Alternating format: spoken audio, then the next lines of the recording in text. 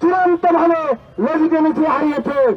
একটি রাষ্ট্র, সেই রাষ্ট্রের অভ্যন্তরে অবস্থিত বাংলাদেশের high commission, deputy high commission, আমরা দেখেছি কলকাতা হাই কমিশনের সামনে তারা বাংলাদেশের জাতীয় পতাকার অবমাননা করেছে।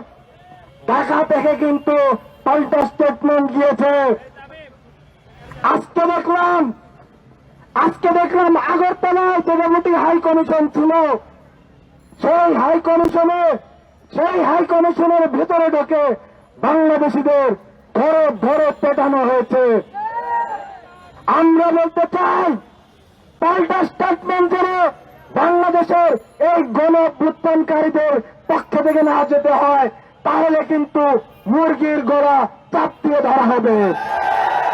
সংগ্রামী ভাই বোন বন্ধুগণ, আমাদের তরফ থেকে স্পষ্ট বার্তা, ভারতের বাংলাদেশিদের কখনোই সংখ্যালঘুদের নিরাপত্তা কিভাবে দেওয়া হয় সেটি শেখানো লাগবে না। আপনারা আপনাদের নিয়ে ভাবেন। আমরা ভারতের জন্মের ইতিহাস জানি, ভারতের পরবর্তী ইতিহাসও জানি।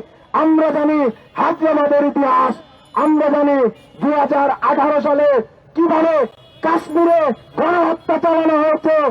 আমরা দেখেছি বছর খানেক আগে মণিপুরে কিভাবে সংখ্যালঘুদের উপরে গণহত্যা চালানো হয়েছে। আমরা দেখেছি কিভাবে বাবরি মসজিদ ভাঙা হয়েছে। আমরা বলতে চাই, বাংলাদেশ ঐতিহাসিকভাবে দিল্লির দাসত্বের বাইরে।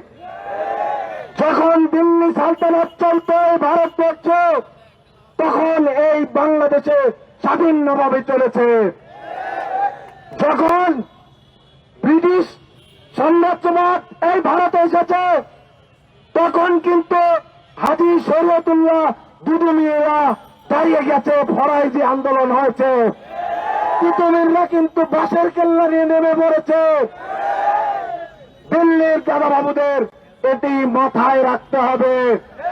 আমরা বলতে চাই, বাংলাদেশিরা এক এবং ঐক্যবদ্ধ ছিল, আছে এবং থাকবে। আমরা বলতে চাই, বাংলাদেশের সম্প্রীতি আগে যেমন বজায় ছিল, এখন আরো তার চাইতে বেশি বন্ধন সুদৃঢ় হয়েছে। কেউ যেন আমাদের দিকে রক্তচক্ষু দিয়ে না তাকায়। আমাদের বিপ্লব কিভাবে রক্ষা করতে হয় আবু সাইদ আমাদের দেখিয়ে দিয়েছে। এই গণ-অভ্যুত্থানে আবু সাইদ কিংবা মুগ্ধ যেরকম শহীদ হয়েছে, এই গণ-অভ্যুত্থানে কিন্তু রিয়াগত কিংবা হৃদয় তরুয়া শহীদ হয়েছে। তাই আমাদের যারা হিন্দু ভাই এবং বোনেরা আছেন, আপনাদের পক্ষ থেকে আরো জোরে সোরে আওয়াজ উঠান মাতৃভূমিকে রক্ষার জন্য। ইনকিলাব জিন্দাবাদ।